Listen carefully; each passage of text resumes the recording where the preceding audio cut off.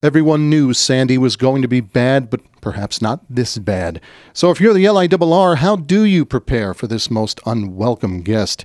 Well, you take the detailed plan you made to protect your infrastructure and then you execute it quickly. President Helena Williams says that plan calls for the railroad to shut down at least 8 hours before landfall. When we're trying to button up the railroad, we can't have trains on the rails. We needed to get equipment out of West Side Yard and out of the Long Beach Yard. So we moved all of that equipment to higher ground. And almost 600 crossing gates had to be put in lockdown mode. We have to deploy teams across Long Island to either remove the gates or secure them to a safe location. Thankfully, these measures brought LIRR trains through the storm with flying colors, but Sandy still imposed her will throughout the system. So now that Sandy is done pounding Long Island, now what? Well, the first order of business was to assess all of the damage along our 700 miles of track, our stations, facilities, and storage yards, and in this region surrounded by water and covered in power lines and trees. What Sandy left behind wasn't pretty. 20 electrical substations knocked out and about 400 downed trees on the railroad's right-of-way, not to mention tons of boats. The Long Island Railroad workforce has just been tremendous. They've been dedicated, they've been professional. We had many employees who were very impacted by Hurricane Sandy. Employees who lost their homes, lost their cars, had relatives who were severely impacted by the storm, yet they reported to work. They did the job that had to be done to restore Long Island Railroad service for our customers. Because of the severity of the storm, we need to inspect all of our infrastructure. We need to make sure that each of our platforms is safe, all of our stairs, our overpass, our underpass. We don't want to tell our customers it's safe to go back on the trains if those areas haven't been inspected first. Within 24 hours of Sandy's departure, service was restored from Jamaica to Penn and to Brooklyn. Great Neck to Penn and Ronkonkoma to Penn came back in the next 24 hours. And some of the railroad's core branches were showing signs of life. That enabled customers, to get back into train service. It also enables us to move our own crews around. It's great, it's working. I'm very glad and very happy. I really didn't expect it to be up and running as soon as it is. You guys did a great job for all the storm and all the water and all the wind. I can't wait to go to work and get on a computer, just to get back to normal and just get my life back going. Really didn't want to have any issues trying to drive back into Penn. I knew there were restrictions on number of drivers. I figured I'd give it a try and worked out perfectly. I can't believe it. I thought that it was going to be like at least over the weekend, but being that it went so fast, I'm just excited about it. But the work was far from over.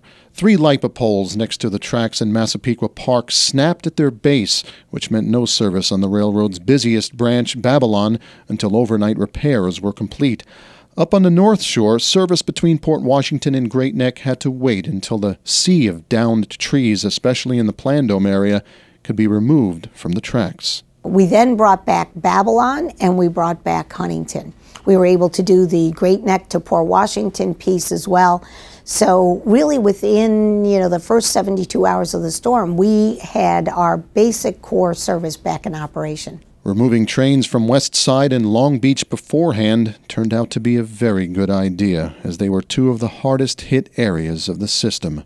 The entire Long Beach area was battered by Sandy, and what was left at the terminal when the waters receded were damaged switches, decimated switch motors, and all 4 substations destroyed and covered in sewage from the adjacent treatment plant. Long Beach branch service was knocked out for weeks while crews cleaned and decontaminated all those circuit breakers and motors. A diesel shuttle ran in the meantime, but all that hard work paid off with a return to electric train service 4 weeks later. Over at West Side, the railroad's largest and most critical storage yard, where the Hudson River surge flew over the West Side Highway, what remained was a mass of toppled signals, debris, and ballast everywhere, including the switches, all of which had to be painstakingly suctioned or plucked out by hand before trains could be stored there again. The water did cover the entire yard. All 30 tracks were definitely underwater, and it was pretty high. It was at least at the height of a window, so I would say that it had to be 2 to 3 feet. And when we walked through the yard, we found places where there was washouts underneath walkways, tracks, piles of ballast that were moved around. Railroad ties were moved around. Some of them were stuck in switch points. Some of the railroad ties were laying on top of the running rail in certain sections. While Penn Station somehow was spared, 2 of the 4 Amtrak East River tunnels took on a devastating amount of water, destroying its signal system and leaving the LIRR with only 45% of its normal capacity. Some 2 weeks later, all the tunnels were back, but with a temporary signal system that allowed for a near-normal schedule with some canceled trains. A normal schedule would have to wait until all those signals are repaired and reinstalled. But LIRR crews lent Amtrak a critical hand by rebuilding from scratch one of the 5 saltwater-destroyed signal boxes, all with the intent of helping Amtrak stay on schedule with its pledge to have the tunnels back to normal by Christmas. You know, we've learned some things from Hurricane Sandy. We need to look at what can we do to harden our own infrastructure to protect places that are as important to our operation as the East River tunnels. Helena, what would you like to say to Long Island Railroad customers? Well, we need to say thank you. Thank you, customers, for your patience. You know, the first week after the storm, we did have modified schedules in. Trains were very crowded because of the operation out of just 2 tunnels. We want to thank our customers. It's been a trying time for them on Long Island. We want to make sure that they have the best customer experience possible on the Long Island Railroad.